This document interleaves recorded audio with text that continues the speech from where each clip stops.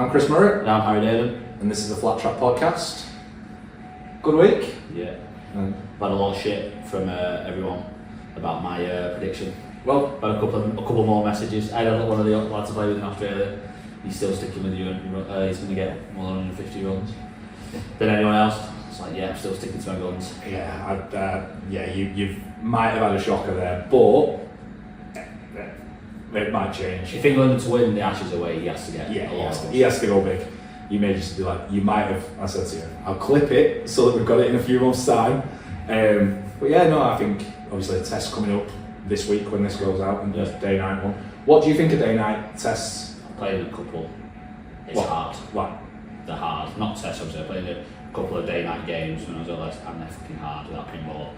It's flat as fuck. And then the lights come on and it goes to like sort of like dusk and it just starts doing fucking all sorts. I'm looking forward to the it. glare as well, and it looks like the pitch looks. So I pitch today. It looks like it's going to be another interesting pitch again. Three. I just like the idea of it. I wish they'd do like a couple of them over here. I think you might get one. You know, I think there will be a point where you get one or two because they've tried. Like I said, they've trialled in first class cricket, so I think there will be a point where we might get one or two. Good in or something like that. Good that. So today's guest, Mr. Ally Dickson. Thanks for having us, guys. Edgworth captain for a third spell. Third spell, yeah, for my sins, yeah. Looking forward to it, yeah. Should be a good year. Yeah, I think you've got a nice strong squad. I think so, yeah. I think I think one of the things we've done is sort of keep a lot of the same lads, and certainly that sort of core of players that we've had for a few years, so we don't go through this massive sort of turmoil of replacing players. So I think we've obviously got to replace the pro really from last year, and that will, once we've done that will probably be our transfer business done, I'd imagine. Mm-hmm. No, it's good, and obviously there's a lot of work on it. You know, ground's been redone, a lot of development going on, which is good for local cricket. It's difficult to keep up with. I'll be honest. There's so many things sort of going on, sort of internally and externally, and we were just sort of chatting about it before. That the ground, certainly the outfield, has been one of the things that's kind of let it down really for the last sort of few years, and certainly as we've started to play that sort of Premier division of cricket, it's one thing that we've really sort of noticed and people have commented on. So I think the bit I'm really excited about is just kind of getting that work done, which is challenging during this, during the winter and stuff, and we've certainly had some challenges along the way, but I'm sure once it's done it'll be pretty impressive place to play. It's come on so well from so obviously like I said to you the other week, 24 years playing senior cricket, playing my junior cricket, obviously Bolton Association, so playing at Edgworth for years, and I remember it when the shed where you'd walk into change rooms. Not a big lad as it is, but there's no room for you when you then suddenly start to get to senior cricket, and it's and then obviously I think we'd had Elton had the run in the CLL before we then went to the GMCL and didn't play against Edgworth for a few years, and it's Min up there now. Walked up and went, what's this? This isn't what I remember. It's just been sort of development after development really, and I think like you said, I'm sure will get mentioned on this a few times, just from kind of, I'm an Edgworth lad, I grew up there being sort of 6 years old, and my memories of the early days when the clubhouse was just a big sort of black shed almost, and we used to have buckets round sort of collecting the rain as it sort of came through, and the facilities were pretty poor, like the change rooms especially were poor, so to sort of see it now from, and remembering it as well as we do from those kind of early days, which are actually not that long ago. It's sort of been 5-6 years really, this period of investment and sort of transition into this kind of new club that we've created. It's kind of night and day really, like it's the biggest example of night and day you could ever get. I think as well, for my 2 years there, and obviously that was the only thing that he needed was the ground. It wasn't even the square, it was the outfield. I always remember people, the opposition teams arguing which end the ceiling can bowl from, because the other end, if you play on the bottom end of the square, obviously you don't really properly run in. But obviously I live in the area now locally, and even driving past it, I know there's not much grass on it, maybe you can just see how much better it looks already, how much flatter it looks, and how I think in 6-7 months' time, how well it'll look brilliant. I'm not the best fielder in the world. I'm never able to judge it on there anyway. It was ridiculous. There was one game. We played a twos game up there a few years ago, and one of the lads who works behind the bar now for us and plays like the old third team game. He ended up. He was chasing the ball down one end and ended up underneath the roll-on covers. Because he fell over running down underneath the roll-on covers. Moved him away from there, sent him over to the gate near the ice cream shop, went running around for the ball there and ended up going face first into a bench. So it's I mean, there's no shame in it. Like you mentioned, not being the best fielder in the world. We had going back to sort of 2014. There's a famous story that we had Francois 𝗘𝗶𝘁𝗵𝗍 sub-proing for us one game, who at that time was probably the best fielder in the world, and he dropped a catch, mate. I wasn't even allowed a point. Dropped a catch at 𝗘𝗵𝘁𝗵𝗏, and like I think Parky had a sort of run where everybody's just dropping catches off him, and it's like, Jesus Christ, like we've literally got the best fielder in the world, and even he's shelling catches. But I just remember looking at 𝗘𝗶𝘁𝗵𝗏, and he's just there, just looking at the ground around him. It's like, I'm just playing cricket on this. It's quite funny. Yeah. So obviously you mentioned it then. So Edgworth's where you grew up. So obviously that's where you started. Yeah. So pretty much certainly sort of cricketing wise. So kind of Bury lad originally. Parents moved to Edgworth in so it would have been sort of 1999. Football was always kind of my first true love. My dad is he's a big football fan and sort of pushed us down that route. But when we went to Edgworth, the cricket club even then was was kind of small and as quaint as it was still the sort of heart of the community, and it's where obviously a lot of the young lads kind of met and kind of where you spent your summers. So probably sort of 6 or 7. My granddad was a big fan and lived next door, and he sort of took me down to Edgworth with my Michael Vaughan starter kit, I think, at the time, and went down and I think I'd have loved anything at that time. Just sport, just playing and sort of having a laugh, and at that time was young and sporting, competitive and athletic. So probably had a bit of ability. Incredibly used to bowl at that point as well. So I used to bowl fairly good. It gets to be alright. We all used to used to be bowlers. I used to bowl when I was young. That's what I used to say. I went to Oz, didn't I? Got the yips. But so I got the yips at Edgworth. So going back to kind of where it started, so I grew up at Edgworth, playing in, as any sort of decent cricketer, sort of 6 or 7, you playing in those kind of older age groups, because at that time you probably wouldn't have had the sort of younger cricket that's kind of on offer now. So, played a lot of my cricket there. Again, for Edgworth, sort of, at that point was a very different club and sort of smaller club, and some of my friends that were, probably better cricketers than me were playing at Bradshaw, which had a, really good junior setup at the time, I'm sure still does. So I followed a couple of friends over to Bradshaw for 2 years and really enjoyed it, absolutely, down at Bradshaw. Had a good time. At the Rigby's, I don't remember, I would have been sort of under 11s, under 13s, but some really, really good cricketers. And kind of what I remember about that period was, it's kind of peak Bolton League days, and you were kind of, you were playing against, even at that age, you playing at 𝗙𝗵𝘁, and I think 𝗘𝗵𝘁 was there and people like that, so it was like, wow, I thought it was a decent cricket, and now, there's a lot of the Lancs lads really were kind of in that setup. So I had a couple of years over there, but Edgworth was always sort of my home. So that's where I kind of stayed for the next, I don't know, would have been sort of the next 10 years. Started playing all the sort of senior cricket again. At that point, we only had a first and second team. I think we had an under 17s or under 18s at the time. It wasn't great. 4 or 5 games a season, so you kind of had to start playing in the top 2 sort of Saturday teams at a pretty early age if you want a game of cricket. So I think it was 14 when I made my first team debut. I was going to say obviously I played a lot of second team cricket, and I was thinking about this going, I never played against you in the 2s, and it was one of them where it was like you're straight in, straight up. Yeah, I mean, like the standard was very different then. It's not as good cricket as we play now, and I think I probably got in those teams by 10 or 11 because I was young and athletic and I could field, and again at that point I could bowl a bit as well. I think I was 14, made my debut against Winton.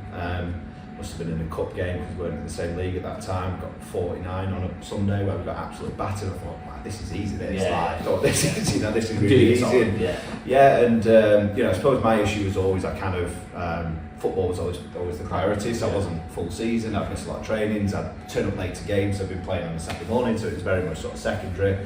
And then I think the next time I kind of moved was probably would have been 2015. Sort of went through a time at Edgworth where they were probably sick of me, and I was sort of sick of them, I suppose, at the time as well. And it's best for everyone really to have a new challenge. And I never thought I'd do it, but I was so glad after I did it that I went to Walshaw. I knew like the Murphys, and I mean Edgworth Walshaw was a big battle at the time. So I'm not saying it was like games, they were good. I'm not saying it's like Figo going to Real Madrid or whatever, but it was quite a big move. That was the main rivalry at the time, and it wasn't meant in any way of spite. It was just down the road. Like, I knew a few lads, and they actually, I hate saying anything nice about them, but like players like Darren Foy and 𝗘𝗶𝘁𝗵 and Darts and people like that. I always sort of looked at them. Good cricket is them lot, and the opportunity to go and play with the Murphys and even Mikey and all those boys was, as much as anything, they looked like good characters and good fun. And I think that's one thing that Walshaw side. Like obviously, I grew up around Walshaw. That was like my local club in terms of spent a lot of time on there, playing football and stuff. And that's always, obviously, I've got an affiliation with Walshaw to my granddad, and the people there, like say, you knew them, family friends. But I think that's one thing that I always felt like Walshaw was a great changing room, especially that team. So obviously, you're saying there about like the Edgworth-Walshaw rivalry. Yeah. You only had inferior two choices if you were going anywhere down the road. Yeah. You were either going to Walshaw or you were going to 𝗘𝗵𝘁 inferior, which were your local sides that stayed in that league. When we used to play, say, out in Walshaw regularly, and it was one of them where you looked at the way that they acted at the time, and the way that they played, and the way that they warmed up, even to a degree. Most of the time we thought they were wankers for it, because they were actually like they were rocking up and taking it deadly seriously. But it was really good to see, even like because I played junior cricket against both Murphys, Mikey, etc. So you see them grow through it. It was good, and then obviously when they've got 𝗘𝗶𝘁𝗵 and Darts, it's not bad side, is it? I loved it, and I suppose like my only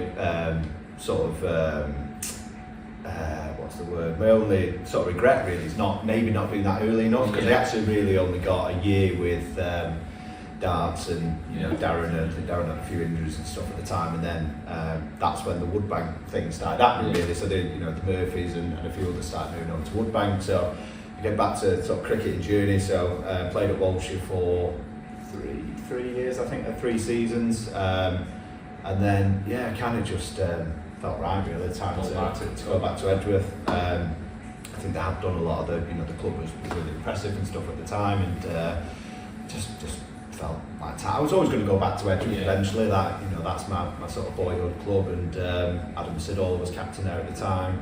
They had a good group of young lads, Josh Fallows and Jamie Smith, and my best mate 𝗘𝗵𝘁𝗵𝗆 was I'd been pro at the time.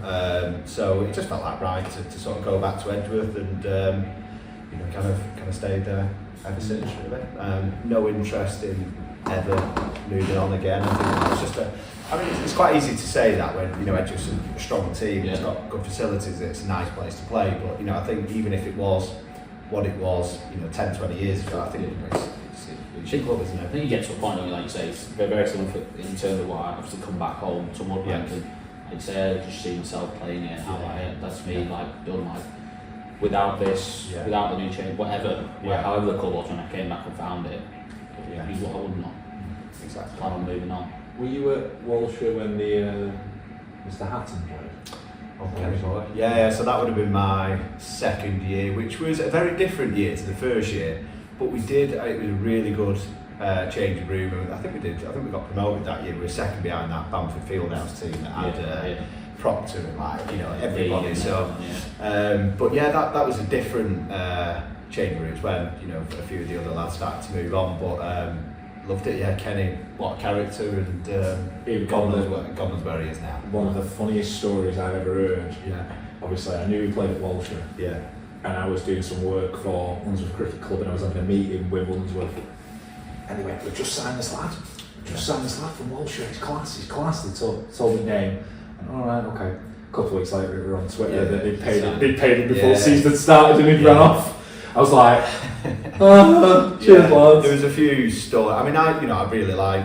We're going back quite a while, but I like Kenny. He was good lad and a decent cricket. Tall left arm spinner, and I'm sure Walshaw probably didn't pay a lot for him, and what they got out of him was he had a really good season, didn't he? He had a good season, and he was good value and stuff in the dressing room, and there is a lot of these stories. I did 𝗘𝗶𝘁𝗵𝘁, who I think he was captain at the time, as a mate of mine. Yeah. I remember him saying the sign, and I'd heard a few stories. So I didn't want to. You don't want to start saying, "I'm not sure about that," but there's a few similar stories. Yeah, I just remember being sat there as they were dead proud of it, and then the next time I met them, they went, "Oh yeah, we haven't given the money," and then just not heard of him. We don't know if he's coming. Similar to the one of Walshaw was supposed to have a sub-pro. Yeah.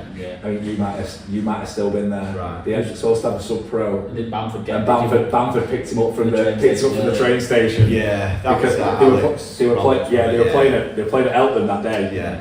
And I just remember that I think me and my brother were away at a wedding, and I just remember it being said that Bamford's player has turned up, but he was supposed to go in a sub-pro for Walshaw. I remember that spread like wildfire, because I don't know where I would have been. Yeah, I think he was on that team sheet, wasn't he? Yeah, he was playing. I'm sure it was mine in 2017, because I swear it was my year that I had back here. And I remember it spread like wildfire, because obviously when the Murphys in Cal would have been here. I just remember hearing that Bamford have just picked him up from train. Yeah. How have they found out he's on the train? How have they found out he's coming up? It's too late, and no one's That was the bit that got me, was going, how did they know? all last week. Oh yeah, Paul would know. Yeah, I forgot to ask. I mean, I've not thought about that story for a while, but that was, I think he was called 𝗖𝗵𝘁, wasn't he? I think he had a stint at Bradshaw as well. Like a good cricketer. He apparently played a decent standard. He played against us in Fort Bamford, which is quite right, let us down. So we played against him in a cup final at Clifton, and you could tell he was a proper player. So cricket. Yeah, so I would say Edgworth, it's been a pretty successful last couple of years at Edgworth, hasn't it? In terms of promoted, winning it 2 years later. Again. Yeah, that's we've sort of done all right. Kind of set out what we wanted to do. Guy, who was cricket chairman for a long time, kind of had this 5-year plan really. That it kind of seemed a bit of a pipe dream really at the time. I think when I came back sort of 2018, 2019, I was still playing a bit of football and stuff, and still sort of like half and half in cricket. And guys sort of sat me down and said, if we're doing this, then this is our plan. And I remember that sort of got me excited. It's quite funny actually, because I remember him sitting me down. I'd missed the first game of the season, and he sat me down and said, "Ali, we want to be part of it, but you missed the first game of the season to do whatever, and we've got this big plan, and you're gonna have to start committing." I came away thinking, wow, there's this big plan, and we're really gonna be up for it. I think Guy was captain at the time, so I told football, I was like, I'm not going to play anymore. My Guy's got me up for it. I'm going to play cricket. Next weekend he misses the game to go and play golf down south somewhere. You just give me this big spiel about about commitment and all this stuff. But to be fair to Guy, it was he's been a real sort of driving force behind everything we've kind of achieved. We definitely wanted to get out of that Division 1. We'd sort of gone through. I think we got relegated twice, so we were always sort of a decent Prem 2 team, never quite good enough really for the Prem. So within this plan was to get out of Prem 2, which we did at the second attempt, I think, in this plan. So we got out of Prem 2. I think there was COVID in there possibly as well, so it might have ended up a 6-year plan. But we got out of that. I think that's when yourself came in. I think that's one of the things that sold it to me, was the 5-year plan, and how the club would look and how the team would look over 5 years. And obviously, I was privileged to do 2 years of it, and 2 really enjoyable years. And I think I said on one of the old podcasts, I think the team we had the first year, we should definitely have done better than what we did that first year. I think so, I think we probably underestimated maybe the opposition a bit. And I remember when we sort of put that team together, when you came in, Joe came in, Tom Rodgers came in, we had a really sort of strong strong team, and we probably underestimate the quality of the league and new team as well, sort of gelling together. I think we finished 5th, and there was a lot of noise. Well, they're just like paying all money, they've got to go with the league, and maybe a bit of pressure. But then the second year, so we finished 5th. That first year we came back up, which was always the plan, or the aim within this plan was to stabilise and sort of be at least sort of mid-table and not sort of fighting relegation. So in this second year, obviously, was to go and win it, and you'll remember we sort of got to a really good start. I think we won 6 out of 6. Yeah, we were flying. Yeah, 7, I think 7 from 7, something like that. Yeah. Shit at the fan. Yeah, shit at the fan, didn't it? Yeah. So shit at the fan. We lost the captain. Resigned or whatever, wasn't doing it anymore. We lost a couple of other sort of key players in there, and so it was sort of like shit or bust a bit, really, wasn't it? Like we were a bit sort of fucking hell, what do we do now? So we went on a bit of we had a few weeks. I think we got really lucky. We got called off at Heat, and I think when we were going to get B. Yes, we did. And then we went on this big streak, mainly because we brought an overseas and we brought Gifted, who did really well, and that Will Davis lads also helped as well, because we had Anthony Gowns and Will Davis helping the ball in. So well, it was the game at Denton West when we were 130 all out, we were 6 for 6, me and Dave all batting together, and me and Dave decided we were just going to try and twat it. Got to 130, and then I think they were something like 21 for 7. We were 0 for 4, I think. Well, certainly 0 for 3. It was probably like 150, 160 dead. Like it was a poor wicket. But weather was bad as well. To be fair to them, I don't think they wanted to call it off really. Not because they thought they were going to get beat, just like, is there any point playing it? So we ended up playing and we got 130. I think Dave said at the time, it's 52 men. He was quite confident. Yeah, laughing. I didn't believe him until I think they had 𝗘𝗵𝘁𝗶𝘀𝗵 as well. Yeah, they did. Called me the shittest number 9 he's ever seen. Well, he got something right. He didn't get me out of that day. I had sunstroke at Devon West after running around the field while they get 300. I was sat in the change rooms for the best part of like an hour like this, just like literally just shaking, couldn't see. Walked out to bat, he bowled 2 balls to me, and I just went, he went, "You're the shittest number 9 I've ever seen." I went, "You'd be correct." Yeah. He didn't say a word against us. I mean, he didn't neither of the innings were particularly long. He didn't need to say a word. And he batted, I think he got a duck as well, like one that just bounced up. It was, so that season we sort of ended up with a better team than we started with, because some of the lads that weren't playing anymore kind of came back, and we brought in Davo and Gift. And a few towards the end of that year as well, me and you sort of shared the captaincy because you were away with work a little bit. Yeah. I remember we played Woodbank, I think it was last game of the season. When we had Linton. Yes. And you played to win it as well, I think, or the year before. I think. Okay. Yeah, I think it had already been decided. Prestwich won it that second year. They would go, I can't remember. Prestwich won it and we ended up second, and we should have won it. We should have won it. We got Rob Green. That's because we got called off. We got deducted points. We got deducted points for the pro that wasn't a pro, that claimed he was a pro. Yeah. The second year, Rob Green won it, didn't he?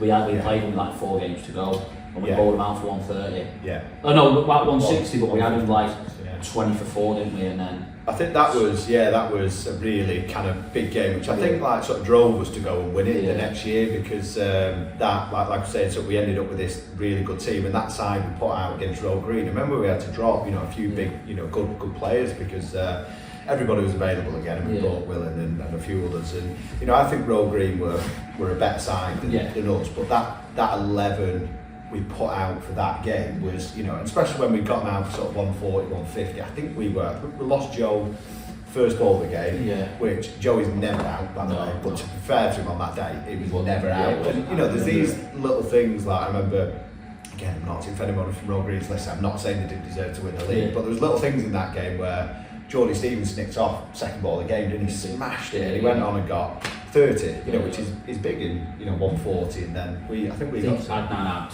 Joe Brown or might have been Lou, one of them stone dead, didn't get it. Lou got 50, didn't he? But Lou batted really well, he got 50. Brilliant cricket, but again, like you said, towards the end of that year, we shared it, and we played Woodbank. I think it was the last game of the season. Obviously Harrison was playing, mate, right, and he was giving me loads of shit when I was batting.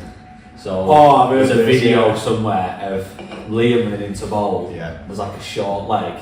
It's a short leg. It's like a leg slip, and he just bouncing the shower. And Harry's just jumping around everywhere. Yeah. It's a great video. I think we had Lintop as the sub pro that day because that was one of the most like. I played the week before. I played the week before when we played against. I think it was DSL on here, and then and was Gav captain. I think it was when Gav was captain, and he went to me, he went, seconds need you to go back down to keep him up, can you go and score some runs? I'm like, yeah, brilliant, yeah, that's fine, I'm not really too bothered about facing Gauss. I think Lintop, I can't remember, we batted first, can't remember what we got, we got I think half decent score, but Jay looked like he was middling everything, and he get final fielders, and then he got an absolute seed, I think, I can't remember, I don't think Dave played, it might be Brownlow, someone with an absolute seed. But then the best bit was after that, obviously it being last game of the season, he's stayed here, and he's come back, and he's absolutely shredded, playing out like when this was obviously the pig pen. He's got to be about 10:30, 11 o'clock at night, and he's playing cricket in pig pen with all kids. So he's like proper back, like brilliant. He's there going to lads like 12, 13, 14, just like literally, go on then, I'll let you have a ball, But you can't get me out, I'll buy you a drink if you can get me out, and one of them's cleaned him up first ball, he went, alright, I'll go get you a drink. I think that type of stuff's good, kids remember that. Especially French cricket. And the fact that like, they loved him as well because of the fact that he was a different type of spinner. He did a couple of games that year as well, I don't think he did one, I think he did one or two. He did two, he did the DSL game because he saw the most bizarre catch ever in the fact of 𝗘𝗏𝘁 were having a sulk. Because Matt Barker had not bowled great and had somehow ended up with 3 for early on, and 𝗘𝗏𝘁's running in, Gav's dropped one, first slip's dropped one, second slip's dropped one, one's gone to me at third, one's gone through my legs at third man, and he's just like walking off having a right sulk, and Barker's just tried to sort of bang this ball in, lads got to there, it's gone up. Just heard 𝗘𝗏𝘁 just stuck his hand up and caught it one-handed, and Lintop ran over and just went, did you even know that was coming to you? He went, that's the strangest catch I've ever seen. And then he looked decent, he looked a good player, and it's just obviously that's hard work to bowl that. I think it's a good time it leads us on, doesn't it, to the state of league cricket at the minute. Now I know we've had some interesting conversations over the last couple of weeks about league cricket, but what are your views on the GMCL at the minute? The GMCL and what it's done for local cricket? I'll be honest, and I don't know if I'll get like pellets for this, but I love the GMCL. I think it's great. I think you get things wrong from time to time, but it's difficult to keep everybody happy. But going back to playing in the Bolton Association, it was dying out cricket. Oh, crap. It was the same teams. You'd play.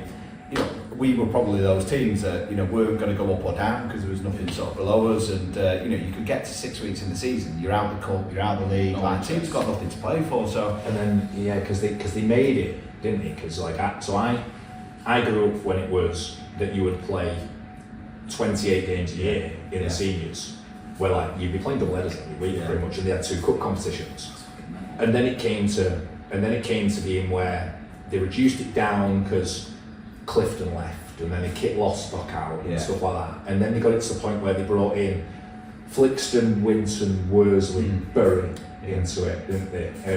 So it ended up being where they then ended up having too many teams and had to go to 2 divisions, but then they didn't know by a certain point how it was going to work for the back half of the season, and it was one of them where it was just like, so it got to that point where it needed something in terms of cricket. Woodbank in a similar position. They were in the Lancs County League where there was same thing, same players, same team, and sometimes it's nice, because you have them rivalries and people, and you play against the same lads and you have a beer with them after them. But at what point, like you say, do you need a change to keep people coming back playing?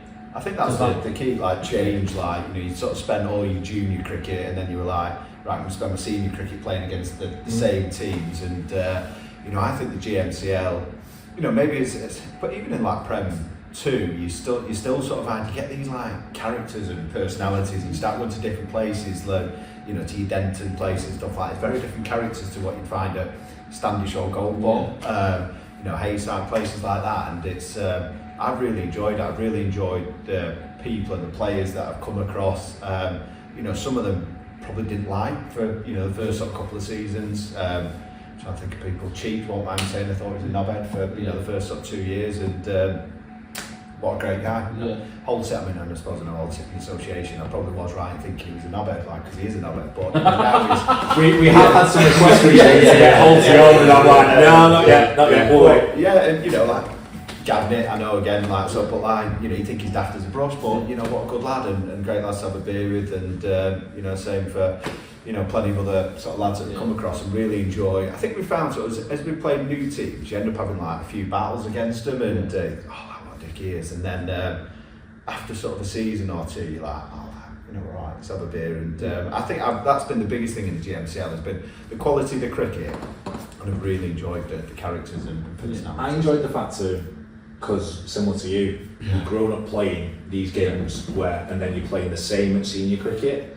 and it was looking at going, it needed that change, it needed that freshen up. I was fortunate, like I say, obviously I had that 2 seasons at Radcliffe where I got to see CLL rounds, but now I didn't even know Denton had 3 teams until the GMCL was created. You look at it and you go, where have I played? Oh, well, I've had a game playing ones at BSL after I played here, you know, places I wouldn't have. Yeah. I think it's been good for that.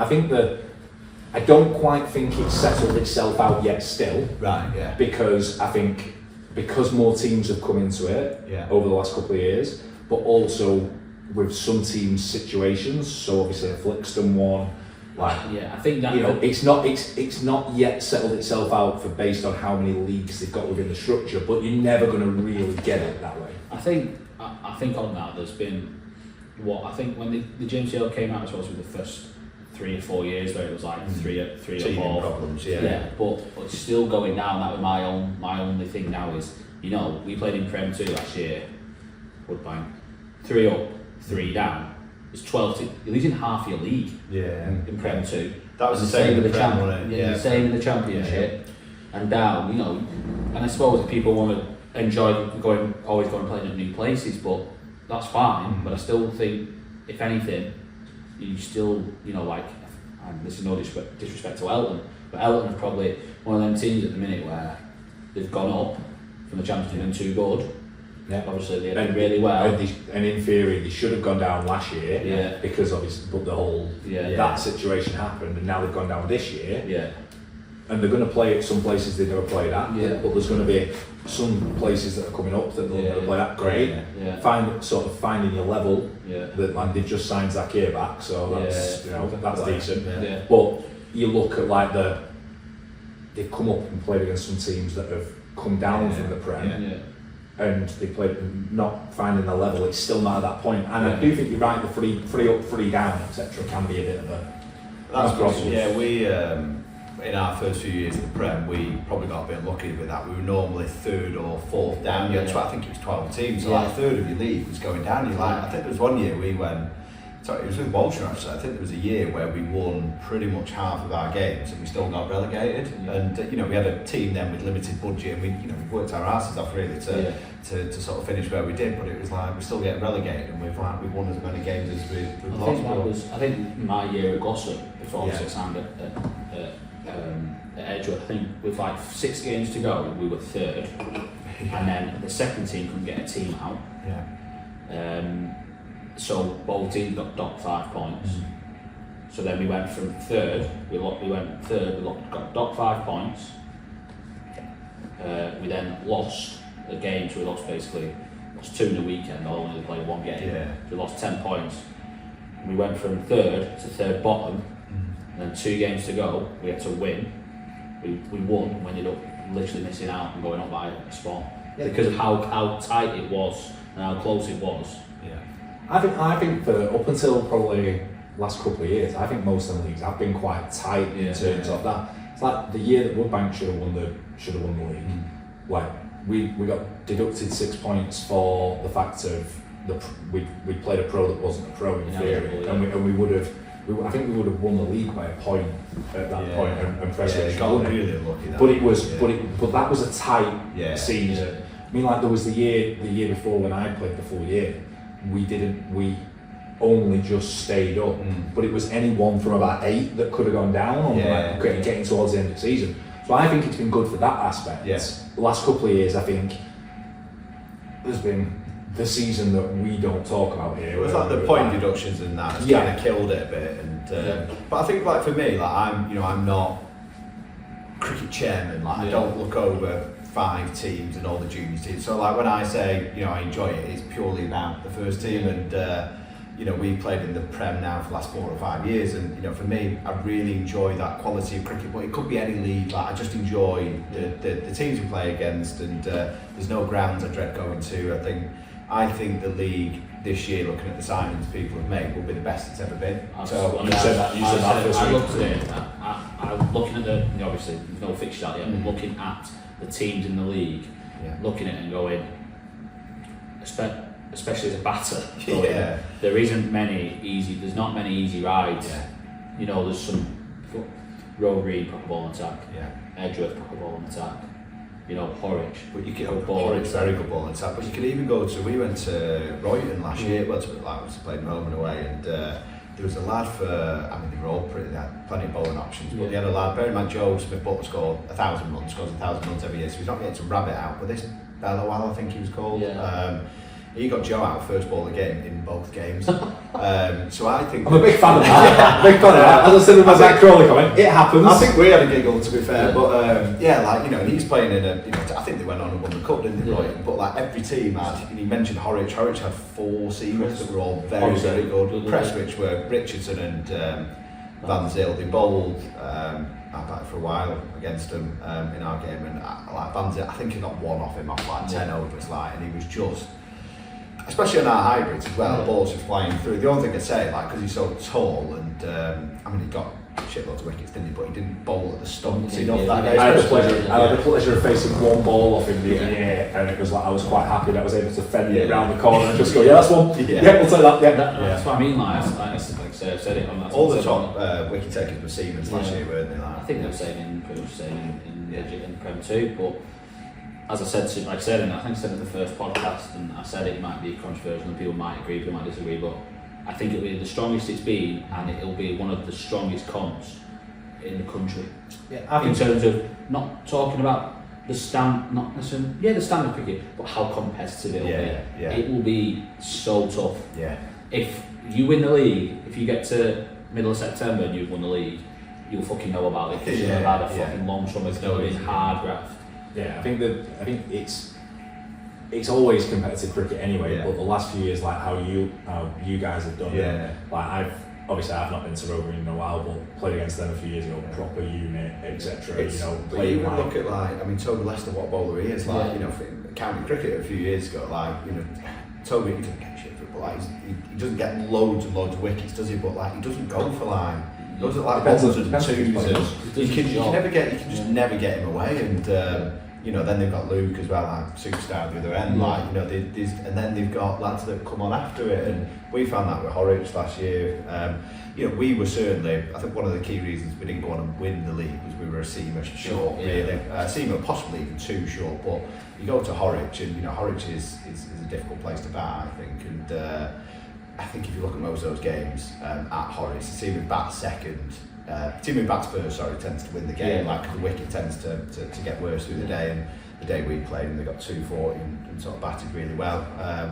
And then we were chasing 240, 250 on, sort of up against it. But then when they've got 4 seamers, every change bowler's 𝗵𝗁𝗁, he was. I've never really come across him that much, 𝗵𝗁𝗁, but the spell he bowled against us last year was as good as I've seen, and I think there's a way to be, like a league.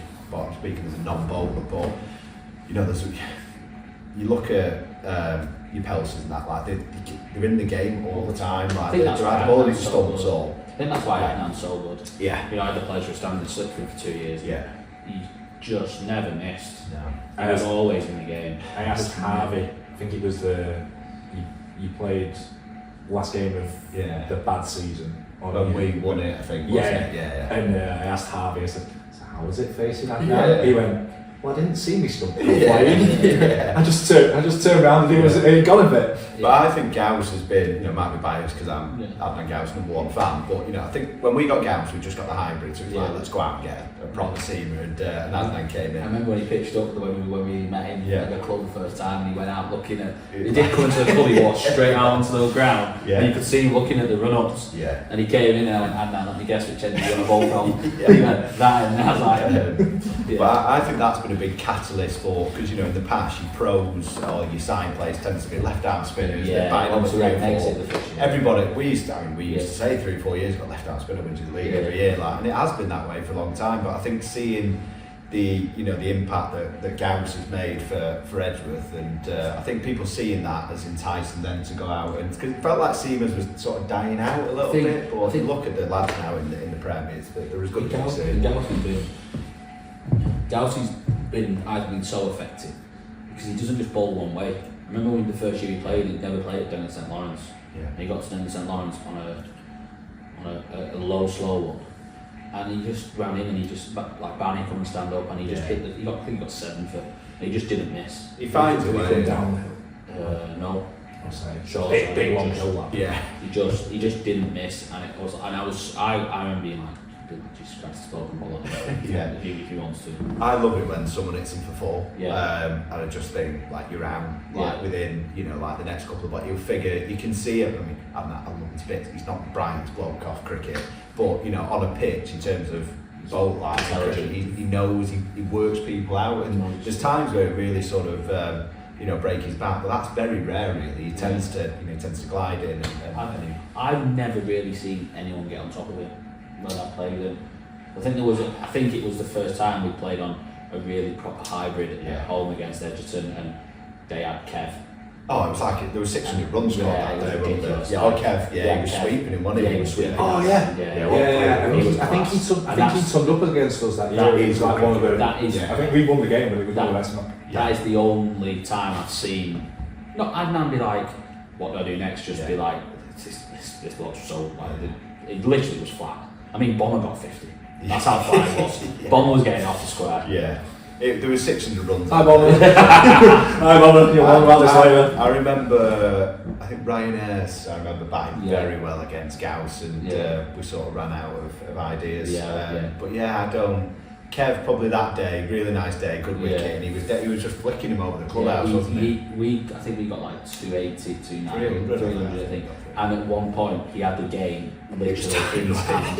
He had it in his hand, he tried sweeping Brownie over the clubhouse, and Brownie got out of the and as soon as he got him, the game was ours. But honestly, they were going at like 60s, 70s, and he wasn't even taking a risk. The outfield was like lightning.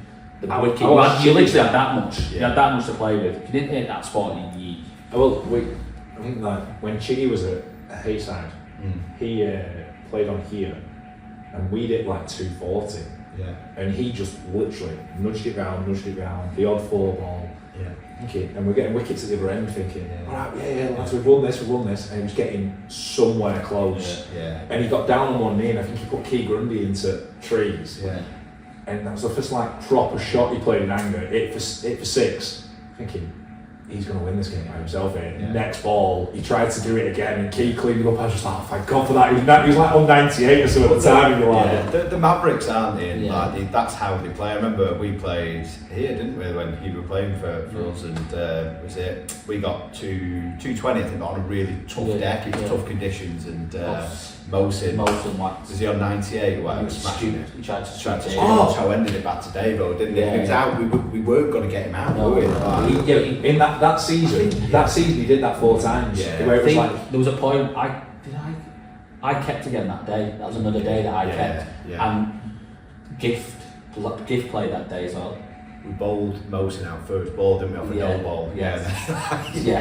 Gift was running from the short, was running around the wicket trying to bowl it into a stump to get most kept getting it for 6. I was like, Gift, come on, ball over.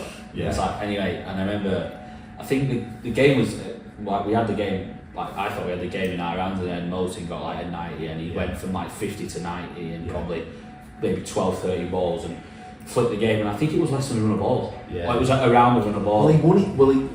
I think the game before, the 2 games before, he'd hit 100. I think it was against Royal Green, where he hit like 135, where somebody just blocked whilst he was just smoking them. And it was one of these like weird things where I'm thinking, that is unreal. Yeah. And then we'd come back and we're watching that and was like, oh, he's going to do it again. He's going to do it again. He's going to do it again. And he didn't. But in that season, I think he got out like 3 or 4 times doing that same thing. I was stood. We were playing Clifton on here when they had Ryanair's, and Dempster had snicked off Tom Murphy and Mercer in the first over. Yeah. And then I'm batting with Mohsin, I get out at the other end. Yeah. And Mohsin's going like, it's like house on fire chasing. We were all chasing like 150. Yeah. And he went to scoop. I think it was Ayres. And he went to scoop him and scooped it straight to first slip.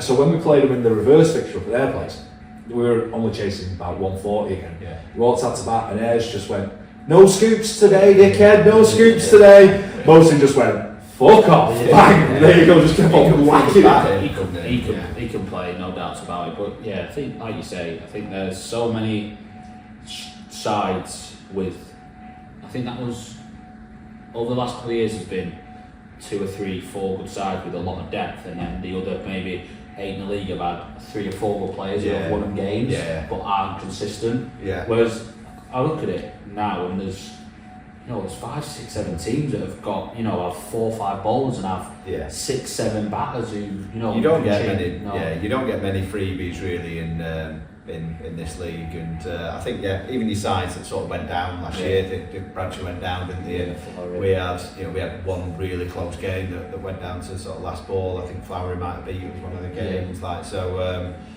It is. It's tough. I mean, we got rolled by Saddle for 46, and they went. You know what I mean? They went down. Even in the Prem 2, there was never an easy ride. No, some easier games, but you knew you were always in a game. Yeah, it's like that West Scotland game I played in. Looked at going, it was overcast, it had been raining, it was doing a bit. They had them 2 left-handers, didn't they?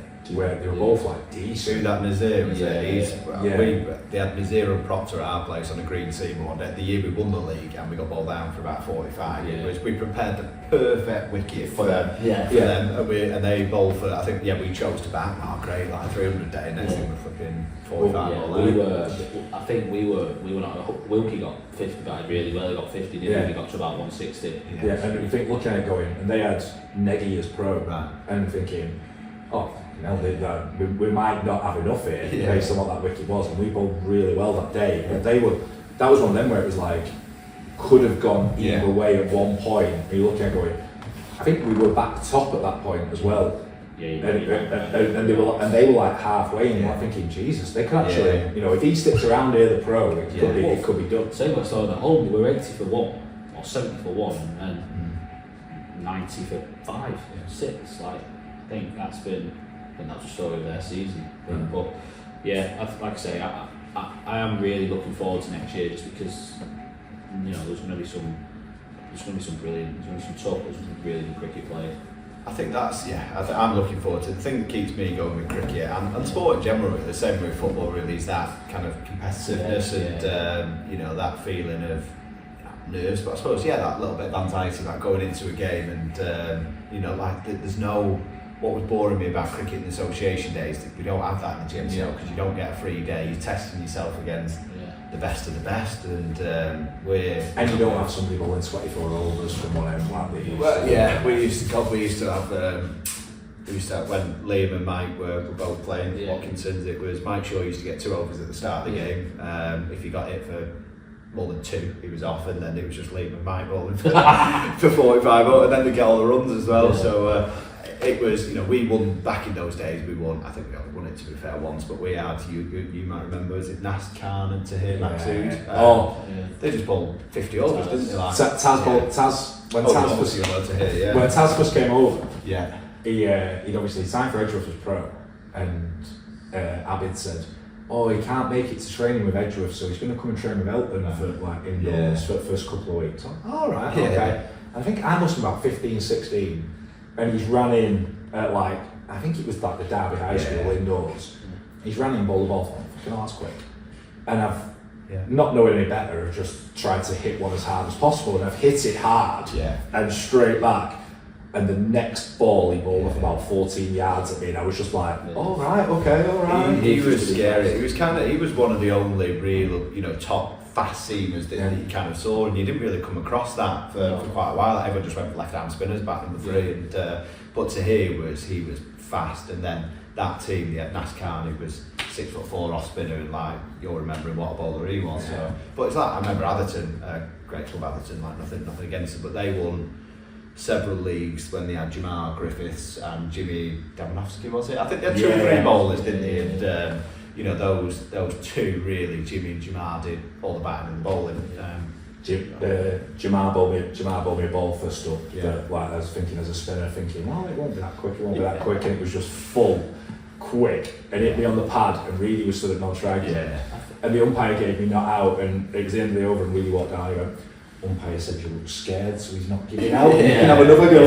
I think that's, for me, is one of the good things about the GMCL is, the bowling restrictions. It's not too little, it's not too many, but it also means that you've got to have your third, fourth, fifth bowlers and it also gives people a chance, because you say if you only need 2-3 bowlers, you're never ever going to produce young decent bowlers at your club.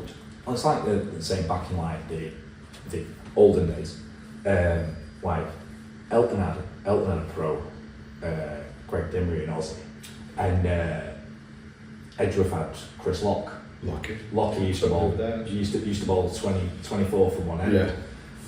And Elton were chasing 200. Lockie bowled all 24 from one end. They're just doing this run chase, and they needed 4 to win, but Dimmery needed 4 for his 100.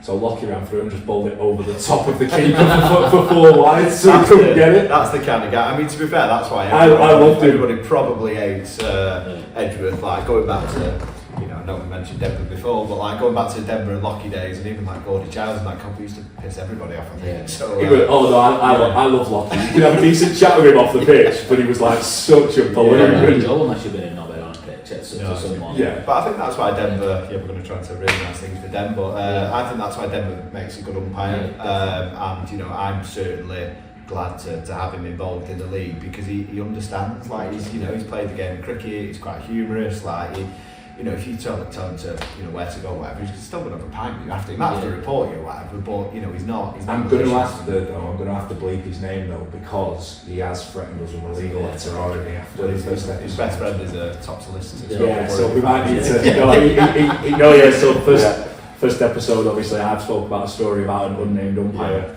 For you exactly who it was. 3 days after the episode came out, he was in the coffee shop that I do work from, and I just heard, "There's a legal letter coming, Murray." I just looked at him and went, "Denver?" He went, "Yeah." He went, "Was the story wrong?" "No, word for word, you're right, Chris." Cheers, thanks. I think we should be, because I know it's quite easy when, we've had, there's been people from Prestwich before on the committee, and you sort of heard, it's Prestwich this and Prestwich that, and, I think Denver and Guy have faced similar criticisms, but, again, I know I'm biased, but like, those two blokes, genuinely mean well, and they have no bias and no agenda and stuff, and they understand the game, so I think we should be, not like we don't have to applaud everything, but I think we should always be conscious, not just Denver and Guy, but too conscious of ever criticising league committee members, and I'm assuming I have it here, because obviously like Liv, who plays in the seconds, like she there was one point obviously with the Elton fiasco, like I'd found out about it, and I just said to her, we were playing, I think it was East Lancs last year, and I just turned to her and went, "Did you have any involvement in this points deduction?" She went, "No, I'm not getting involved, I'm not speaking about it, I'm not doing anything." I went, "Oh right, because my dad's at Elton, at Woodbank watching Elton, because it was the day before." I went, "So I'll just text him to let him know that you've not had any involvement, so we don't call you." I do. I agree. I think it's voluntary work, and you've got to be careful, because without volunteers, things don't. Clubs and committees and leagues, they don't run.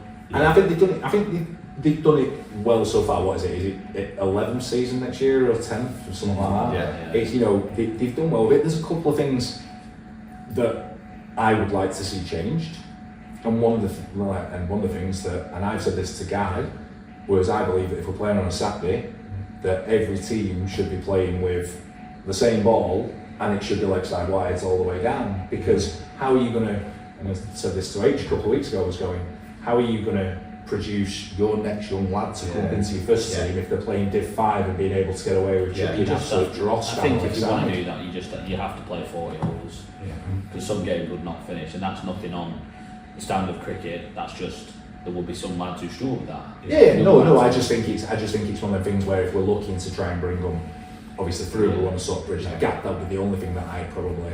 I mean, they have made some mad decisions. Like, you know, do you remember the game, the Royal Green game when we lost the league, where they changed the balls? Like for the last 3 games of the season, this would have been 2022, was it, or 23? 23. And they decided to change. They trialled them, didn't they? They trialled the balls, which, you know, like, I'm not just talking about us, because there was other people at other ends of the table, and like, you know, there's more to it than our game. But why would you go through a full season? And then we ended up playing that game with a Duke's ball. I think we had to try 𝗘𝗶𝘁𝗵 in the other game. Readers, and then they ended up staying with the same ball anyway. So it was like they were trialling it because the most important part is they put the price up, whatever. So they were trialing new balls, but then ended up staying with the same balls anyway. So it just seemed, that to me, just like, people make mistakes, people have different opinions, but that to me just seemed needless. I mean, they gave us, we got 1 ball for the game. So if you lost the ball, you'd be playing with a different ball.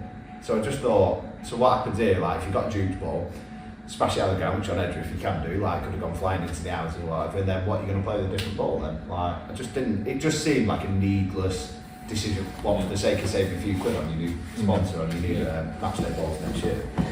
I think like you said, they've done, I think, majority of the stuff has been good, but there has been questionable decisions. I do think it's only going to get better.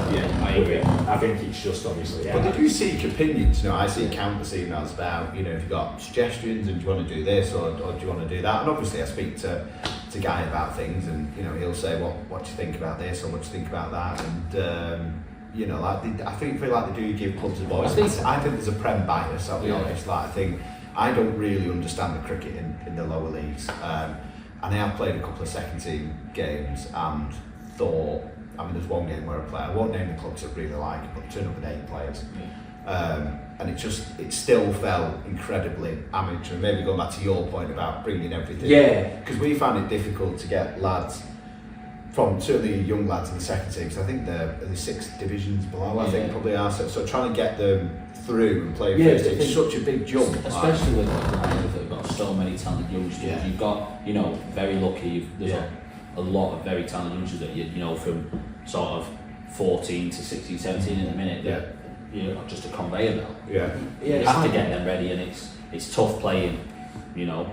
It's like two years ago, obviously I was skipper of the twos, and I rocked up to, we were playing away at Edgworth, and Guy went to me, do you want to toss up? I went, no.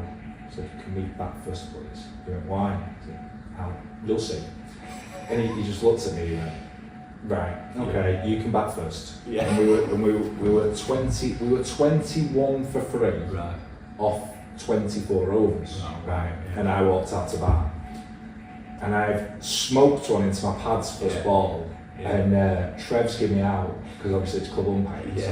And everybody's gone up, and both Guy and Waddy have looked at me and went, you bit that, and I went, And Guy went, right, I'm rescinding that decision. He went, I'm rescinding that decision, because if he gets out now, they won't make 25. He looked what I was, because I had like so many young lads playing, a few 60-year-olds, and it was like, one of them going, the team that at that point, because I think Edgworth went up that year, the team that they had that went out was like really good, and we were struggling. And it's that difference between, and I think I said it last week, we met Paul on saying, like, Edgworth always been competitive, there's always been like decent juniors that have played there, and you've dropped down and played the odd second team game. You're right. I think it works out between Div 5 where I'm in, and you lot being in the premise like 7 divisions.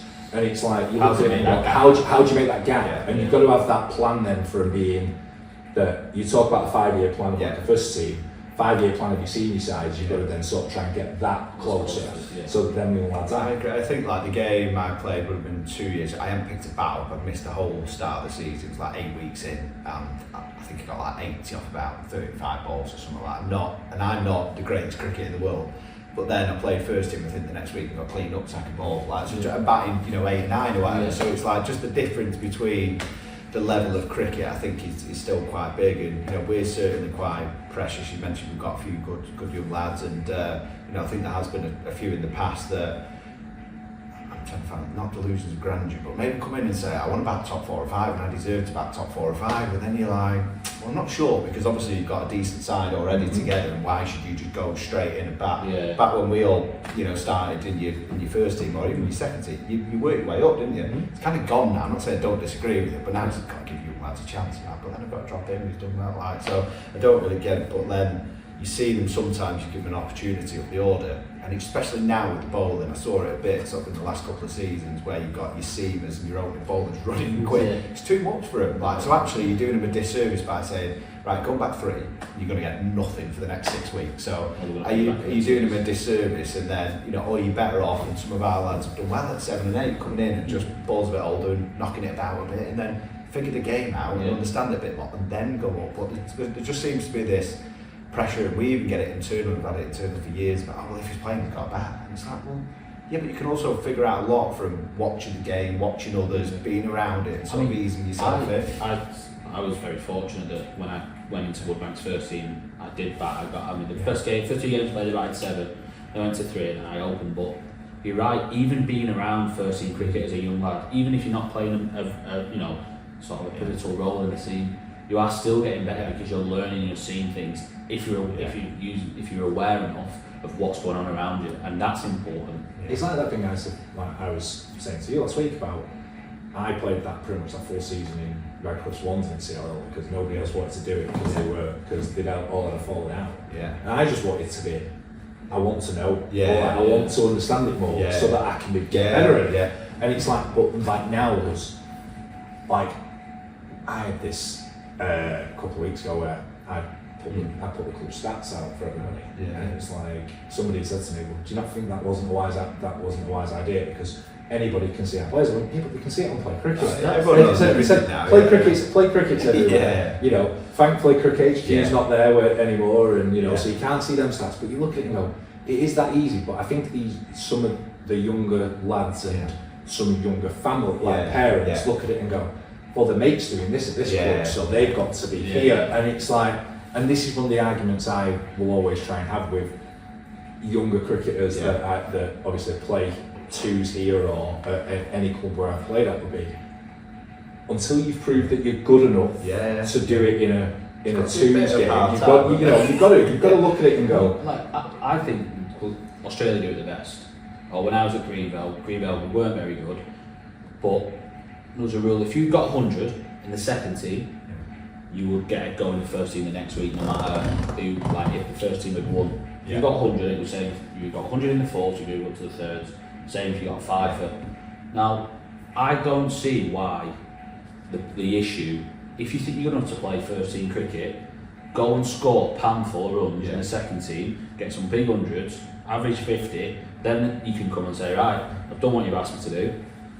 Exactly. I look at like Prestwich. I mean, what it would have been when they had that. The best team I think they've had when they had Tom Olden and they had Paulson.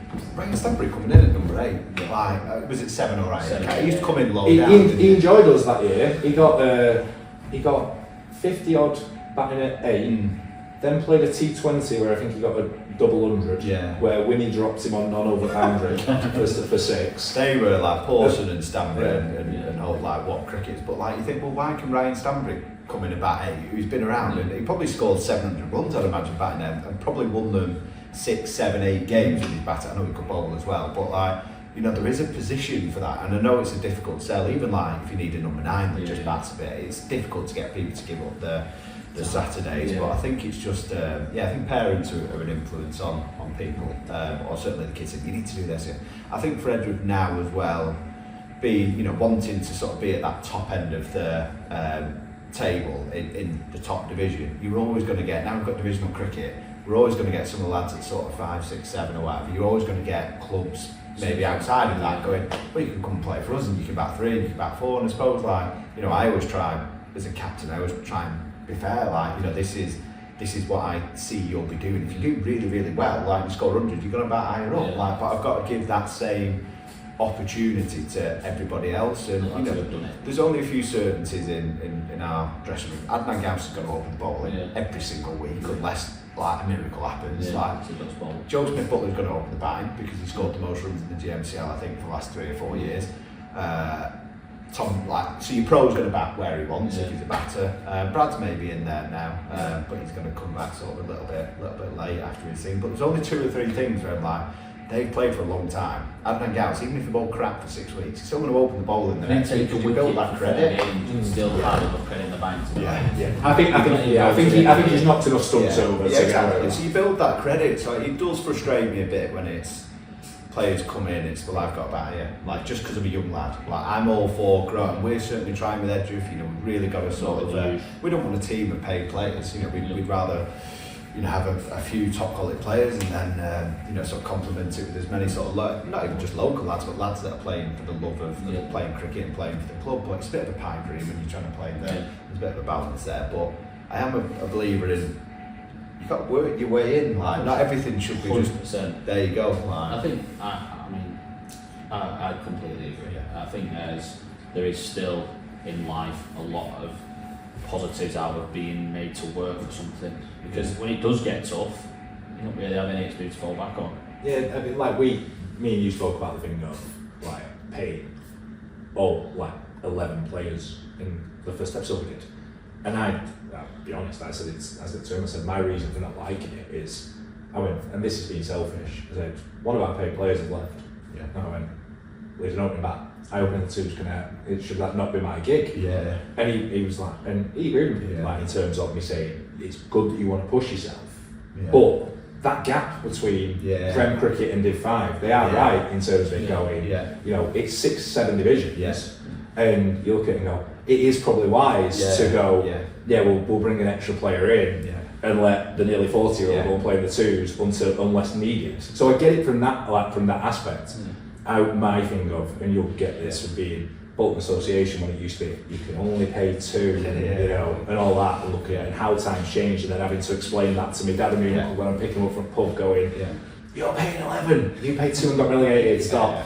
You know, I think like as long as you're open and I take that into, you know, my business, take it to football and cricket, and it's what I would expect as a player is like, right, if you don't fancy me as a player, you're telling me no matter what I do, I'm not going to be in your top 7, then that's fine. I'll either try and prove you wrong or we'll part ways and move on. You don't have to fall out. It's just like, maybe it's not quite right. So I just try and be as open and honest with people, and also try and give opportunities and chances to, you know, 2020 or you've got to put somebody cricket. I'll try and give you an opportunity, but that can't be at the detriment of your team. And it's like you say, like going back to the paying players, and we said this on the first. Who are we? So for example, to tell, I don't know, fucking Edgerton who they can and can't pay. If they think they want to pay 11 players and they think they've got the budget to, and they think it's sustainable, crack on. Exactly. And that's the thing. If a club decides they don't want to pay anyone, and they've got 11 home run lads who are willing to play for free, brilliant, amazing. Very rarely, I don't think that'll ever happen. Not at this level of cricket. I mean, we still have those battles now with your old school Edgworth folk that like, we just like a pro and 10 Edgworth, we're not asked who's like, if we're winning or what league we're in. Obviously we want to win, but we don't want to win with, you know, there's still a percentage of people that would rather go back to the old days and they probably not want the changing rooms upstairs and probably want the shed back. But I don't, I don't like, and you know, the majority of us, well, all of us on the cricket committee, we want where we go. There's even players that, you know, Liam, I can say it because he's been best mate, but Liam would rather go back to, you know, like the old days of playing with, you know, an Edgworth 9 and a pro and an overseas or whatever, but I don't. Like, so, you know, we're going to do it, you can't, back to lead, you can't please everyone. So I think all you can do is be open with people and say, this is my plan. I'm not getting paid for it, I'm giving up my time for it. This is kind of what we've agreed on. It works for most people, so if it doesn't work for you, then fine. You can't keep everyone happy. Like, we don't have to fall out, but like, this is what we're going to do. I know for me personally, again, this is selfish, but when I finish playing cricket, match cricket, hopefully a long time, I want to look back and think, I won trophies. I won this, and you know, and I'm fortunate that, you know, Woodbank, we invest in the playing squad. Yeah, it's fine. And we do the, and we want to get the things best a certain team. way. The club want to be in the best league, play the best cricket they can, because ultimately that's what's got the club to where it is now, with the members room, people coming watching cricket. Being funny, the club wouldn't be where it was if we were doing proing overseas and playing 9 Woodbank lads, because we won't be in a very good, and no one would want to come down watching. We play in good cricket, in a good league.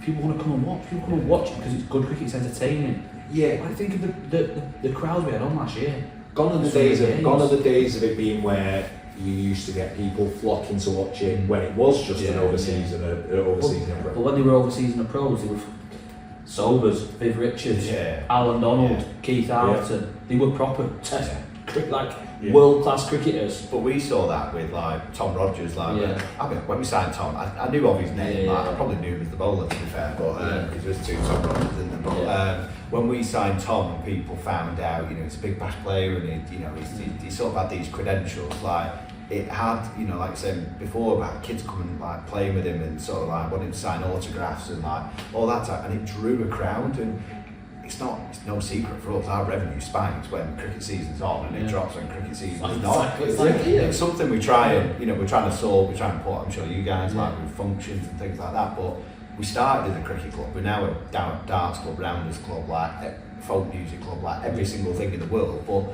we started as a cricket club, and there is, as we've grown as a cricket team, or as a cricket club, there's an element of compromise, like with certain things. So that's the only, there is days when I think, I could just go back to how it used to be, when we're going to do this, and it was all about the first and second team.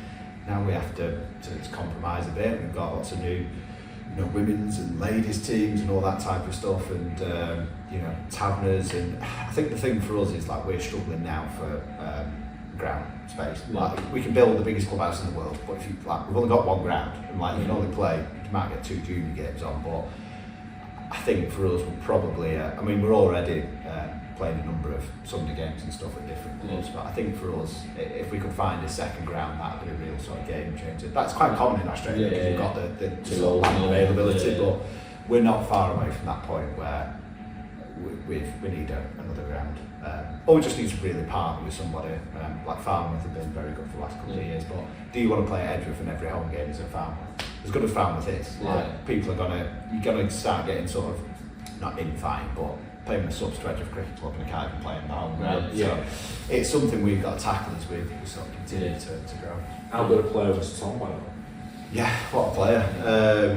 I had the pleasure of watching him once in that cup semi-final. Yeah. When I didn't know he bowled. Yeah. And I think 𝗘𝗍𝗁 took him to town a little bit, and then watched him bat, and it was just like, he don't look like he's going to get out here. And then husband got one to roll across the floor. I got to spend a little bit of time with Tom, did a bit of work with him, and I actually enjoyed what he was about in terms of what he brought to the club. And he was win at all costs, he wanted to win. He knew his job was, when he come over, was to come over and win Edgworth the league. He knew that. Oh yeah. He couldn't stop until he did it. And that's what I admired about him. I thought that's what. I thought he just looked like you could see the difference, like massively. You see, we spoke about pros that big names previously, etc. But you look at him and just go, he's a different gear. He just made an impact. After his season, I had so many people messaging like, how do we find have you got any contacts basically to find from other clubs to find Tom Rodgers? But you just get we'd signed that year. We'd signed Bryce Parsons, so we signed Bryce. We always knew. I think we always knew subconsciously it was a bit of a second option if nothing happened with his cricket over there. He ended up coming over, I think, for Loughborough, didn't he? And I think he's really enjoyed it instead. But anyway, he dropped out in the February, and I've still got some really good mates. And when I went to Australia in 2011, 2012, Luke Manders and Jack O'Fry, 2 really sort of good cricketers, played at a good level. Manders, ridiculous. You could say he's a good mate, but waste of talent. I think as he got older, realised how good he was, and I've had people over there say he should have played for Australia. But anyway, he's really involved in the sort of the setup over there, and I think he must have put a message on our WhatsApp group like, "You come across any sort of decent players?" And he went, "Tom Rodgers, have you had a look at him?" I said, "No, not really." This was like 10 o'clock at night. So I had a look. He said, make sure you look at the batter, not the bowler. Yeah. So I had a look. I think he just broke some record. He got 200, I think, with Victoria. Was it second? So this lad can play. Obviously saw then he was in the Big Bash of things. Like midnight, I'm in a WhatsApp group then with them lot and Tom Rodgers. Pretty much stayed up all night really, going right. Let's figure it out. Agreed a deal, and then he was sad, but we didn't know. I'd be lying if I said we knew he was going to come and score 1,500 runs or take 50 wickets. Like you just get lucky because his first 2 or 3 games it was sub-pro for a little over. And he had a shocker, didn't he? Like called the sweeping on 8. So his first game in English cricket was sub-proing for Loughborough, and he got called reverse sweeping for about 8. He didn't do another pro. He said he hated it. He did sub-pro, he just didn't like it. And then he had a couple of knocks where he got 15-20 and sort of, I think it was adapting to obviously playing over there, balls coming through and stuff, and then all of a sudden you got these, I think Cheats cleaned him up, like, I'm not saying Cheats is a doubler because he's not, but like just that difference in, you've got to wait for the ball a little bit.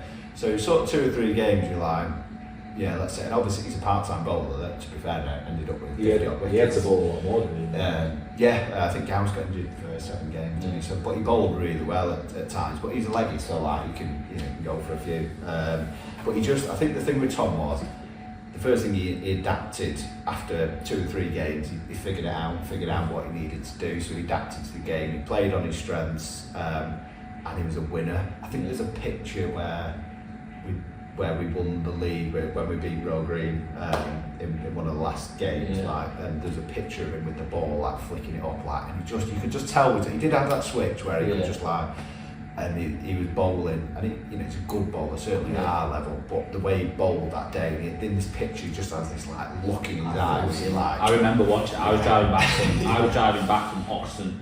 I had the game on in my car, and I could hear though it was lively and what was going on, and I just hear Tom. I think at the end of his own run up, he was encouraging everyone as he was running into the ball, like that's how. And again, like I come across him in Oslo, and I played a little bit of grade cricket over there, and he does well at grade cricket, I think, because he understands what it means for amateur cricketers to win on a Saturday. It's a highlight of most people's weeks in the summer if you play cricket.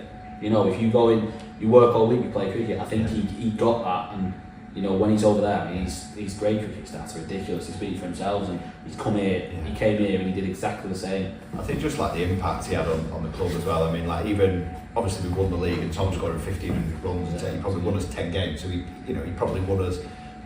We've got other good players in there, but like Tom was that difference really between winning the league. But the impact that he's had since. I remember after he'd gone, he was playing in the Big Bash over the winter. Everybody in the club was up at 7 in the morning tuning in to watch Tom, and even now, like everyone, I'd imagine the majority of the club still follows his journey and his stats, and don't want to get anyone excited, but like we'll always talk, and I'd hope he might come back one day. I think he's at an interesting sort of stage in his career, and Tom would always be welcome back to any time, just because he had such a sort of lasting impact on the cricket club. But again, like, there's no art to it. Like my job is signing the pros and stuff, but there is an element of luck, like, especially if you're going to go overseas, because you see even 𝗘𝗵𝘁, like he had a great year one year, scored 300 runs and exit. Things can just happen. What was the Test cricketer called? The lad who was at Hayside. 𝗘𝗵𝘁. Test cricketer, like struggled, didn't he, over it?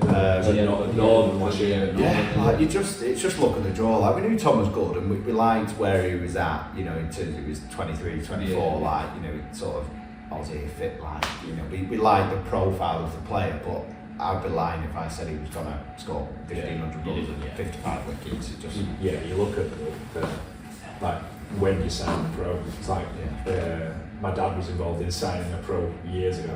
Where they signed an Indian, and I think it was the first time that Elton had an Indian cricketer, and he was called 𝗘𝗶𝘁𝗶𝘆, and he got a shed load of runs, load of wickets. He had to go back home because his dad died.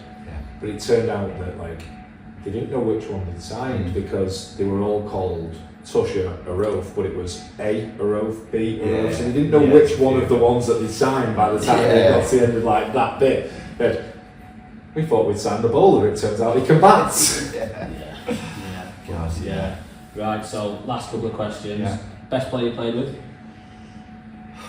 It is a tough one, that. Like, I don't think there's anyone as like an all-rounder, so I might have to go. Can I go batter and bowler? You can go batter. Tom Rodgers, obviously the best batter I've ever seen. I will give credit. 𝗘𝗶𝘁𝗵𝘁 is an incredible batsman to do what he's done for as long as he has. But you know, Tom's just an incredible batter. 𝗘𝗶𝘁𝗵 is the best bowler I've seen in league cricket, I think. Was it played with or against or like? Well, I was going to ask you now. Okay, That's played with, best player you played against. That is a good question. Well, probably one I should have really thought about. I think 𝗘𝗶𝘁𝗵 is very, very good. Yeah. Even his bowling's pretty decent. I'd probably say 𝗘𝗶𝘁𝗵. As frustrating as it is because he turned us down this season. But, he's a top player. Yeah, he's good. Very stats speak for themselves. I'm probably leaving a few people out there, but like there's some brilliant cricketers. Favourite ground? Can I say Edgworth? Or? No. No, you can if you want. Favourite ground? Probably Roll Green. It's a lovely ground. Good cricket. Nice place to play cricket. There's a few. There isn't anywhere I dread anymore. And some grounds are, you know, like not the nicest settings, but have decent tracks and decent wickets. But I think Roll Green's a really impressive setup and a nice place to play cricket. Yeah, that's it. I would agree. And favourite cricket memory?